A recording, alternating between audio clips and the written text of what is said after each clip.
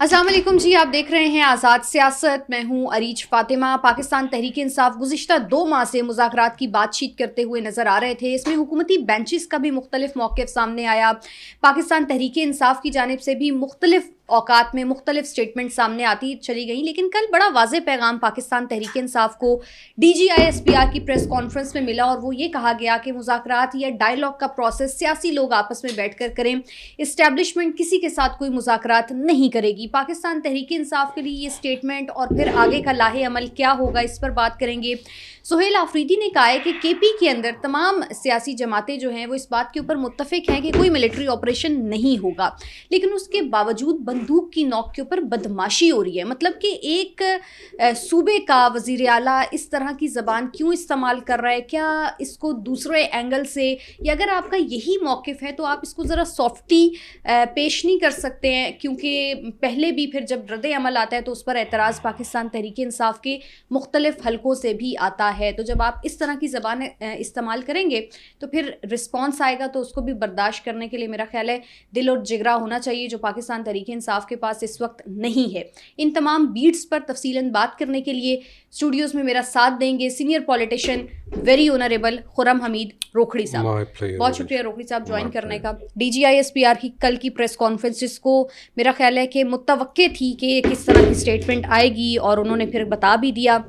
دہشت گردی کے حوالے سے بھی انہوں نے بڑی ڈیٹیل میں بات کی، لیکن میرا خیال ہے ایک یہ پوائنٹ جس میں انہوں نے واضح کیا کہ سیاسی لوگ آپس میں مذاکرات کریں، اسٹیبلشمنٹ کسی کے ساتھ کسی بھی قسم کا ڈائیلاگ نہیں کرے گی. آپ اس کو کیسے دیکھتے ہیں، اور اس پریس کانفرنس کو آپ کس پیراہے پر دیکھ رہے ہیں؟ آپ کا کیا ٹیک ہے اس پر اوور آل؟ دیکھیں عریش، جو پریس کانفرنس ہے وہ تو بڑا ایک کلیئر نیریٹو کے ساتھ ہے کہ یہ اسپیسیفک ایشوز ہیں، اور ان ایشوز کو ایڈریس کرنا بہت ضروری ہے. تو یہ ایک سمپل میسج ہے. اب اس کے اندر سے ایک بہت بڑا جو ایشو ہے جو اس وقت ریسنٹ ٹیررزم ان پاکستان ہے جی، اب اس کے اوپر انہوں نے بڑا فوکس کر کے اس ساری چیز کو ایڈریس کیا.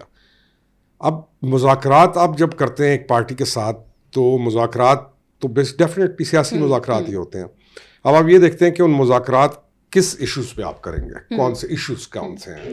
پولیٹیکل ایشوز ہیں کہ یہ سارے اوور آل جو مسائل جس کا ہم شکار ہیں، یا یہ ایک خاص پولیٹیکل پارٹی ایک خاص اپروچ کے ساتھ چل رہی ہے، اس خاص اپروچ کو DGI-SPR کی کانفرنس میں باقاعدہ ڈسکس کیا گیا، اس کی ویڈیوز چلائی گئی، ان کے نیریٹو کو بیان کیا گیا.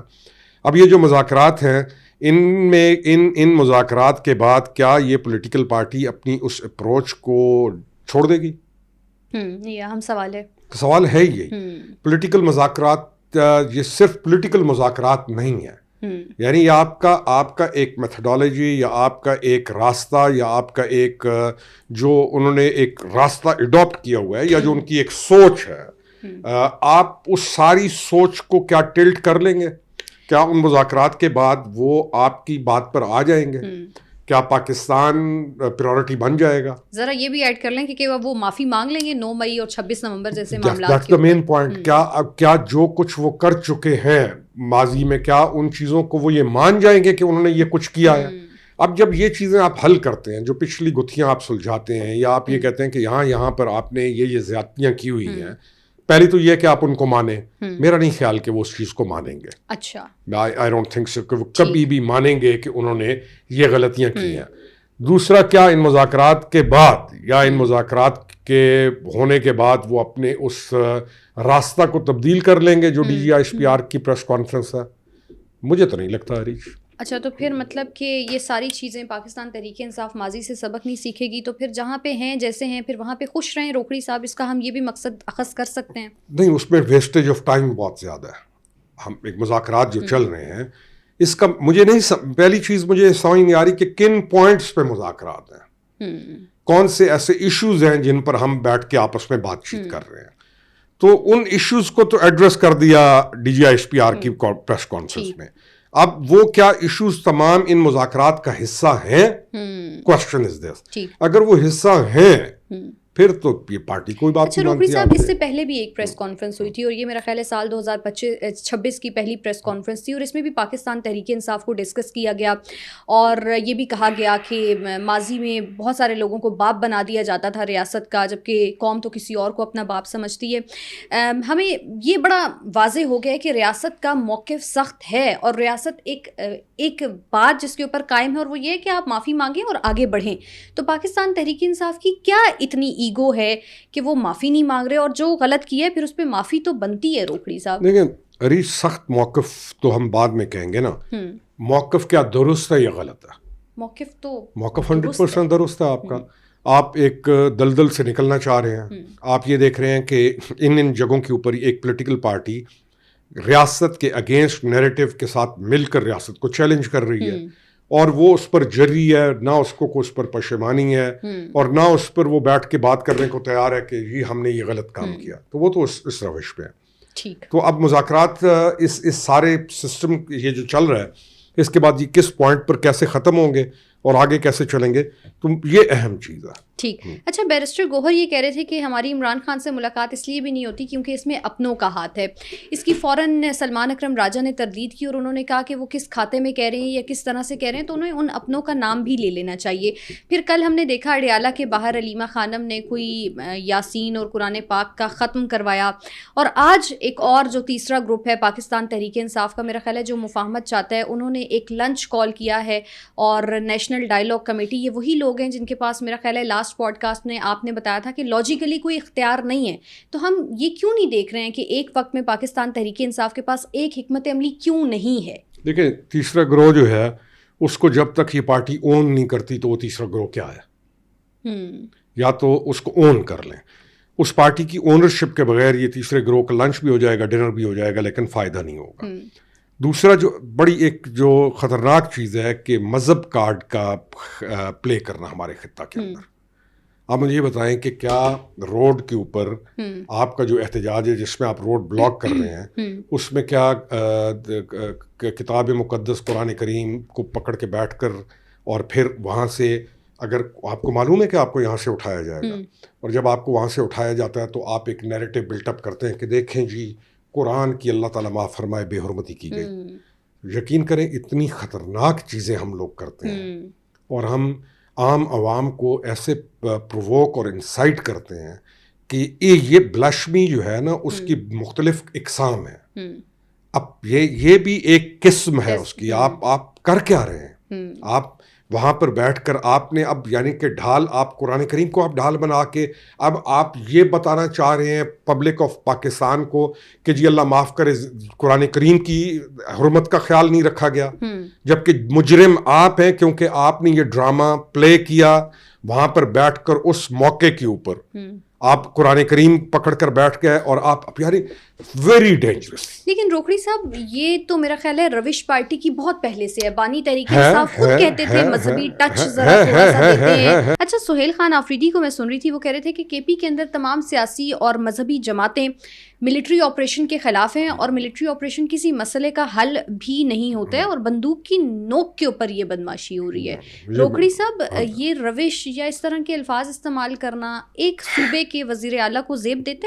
پہلی چیز یہ ہے کہ ملٹری آپریشن ہے کس کے خلاف؟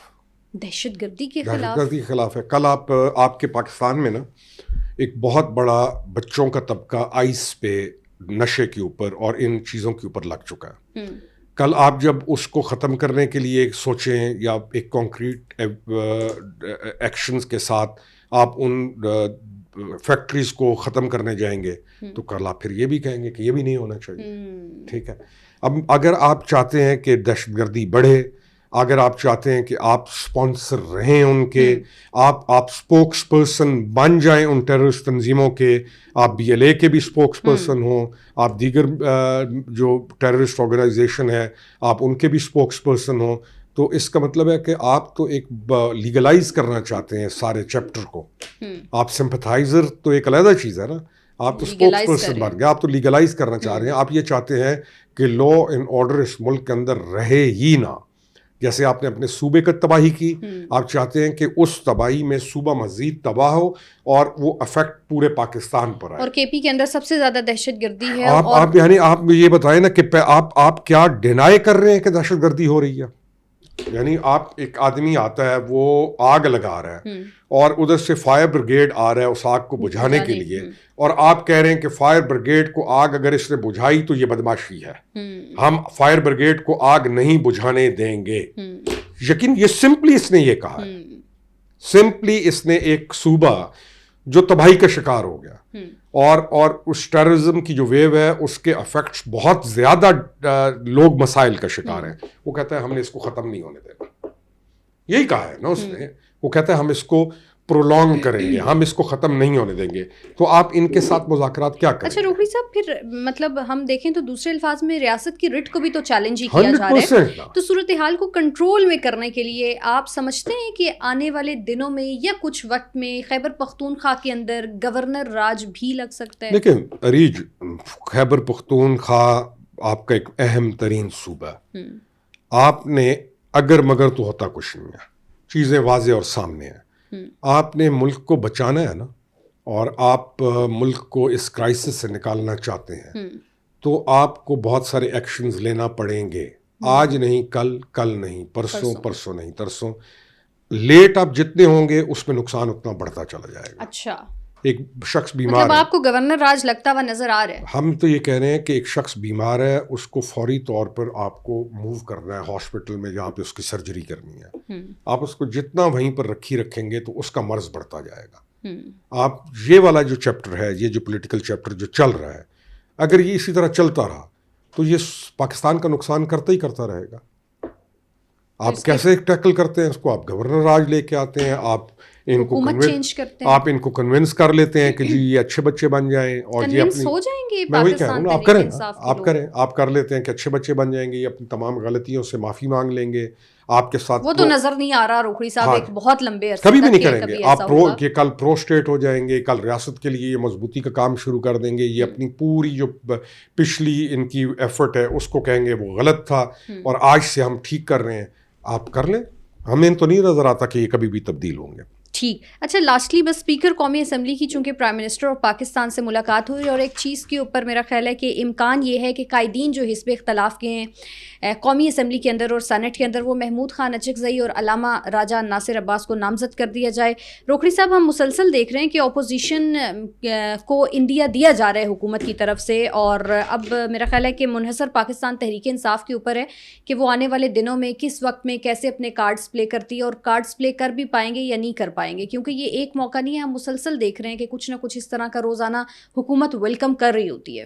دیکھیں ایک پولیٹیکل پارٹی جو کلیم کرتی ہے کہ میں پاکستان کی سب سے بڑی پولیٹیکل پارٹی ہوں, اس کے لیے سب سے بڑا مزاحیہ یا ایک غیر سنجیدہ عمل یہ ہے کہ انہوں نے جن دو اشخاص کو ان دو اہم ترین سیٹوں کے لیے اپنی طرف سے نامینیٹ کیا ہے, وہ دونوں اس پارٹی کا حصہ ہی نہیں ہے. جی, گیم کیا کارڈ ہے, یہ گیم ہے, یہ کھیل رہے ہیں, کارڈ پلے کر رہے ہیں. ہمارے پاس ایک کارڈ اور ہے, اڈیالہ کے باہر جا کے یقین میرا نہیں خیال کہ کسی بھی معاشرے میں اس قدر غیر سنجیدہ روش کے ساتھ کوئی چل رہا ہو.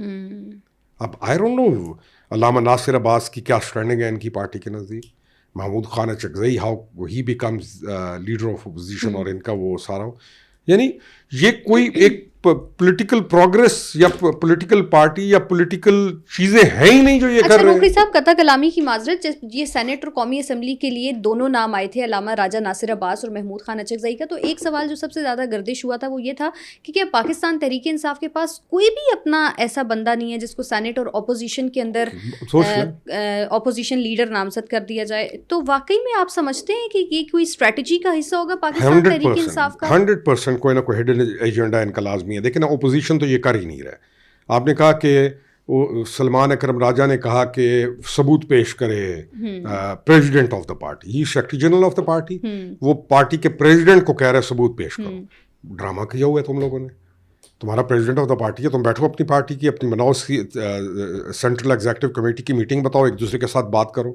پریزیڈنٹ آف دا پارٹی کا واقعہ میٹر کرتا ہے, وہ پریزیڈنٹ آف دا پارٹی ہے تمہاری, یا ڈینائی کر دو کہ وہ پریزیڈنٹ نہیں ہے, آپ ان کا دیکھیں کہ کتنا ویک سسٹم ہے کہ ایک secretary general of the party challenge کر رہا ہے پریزیڈنٹ آف دا پارٹی کو کہ یہ جو کہہ رہے ہیں ہمیں ثبوت پیش کرے. بھائی کس کو ثبوت پیش کرے؟ اور وہ کہہ رہے کہ اندرونی ان کے اختلافات کی وجہ سے ہمیں نہیں جانے دیا جا رہا. تو بھائی کون ہے وہ؟ ثبوت کس کو پیش کرے؟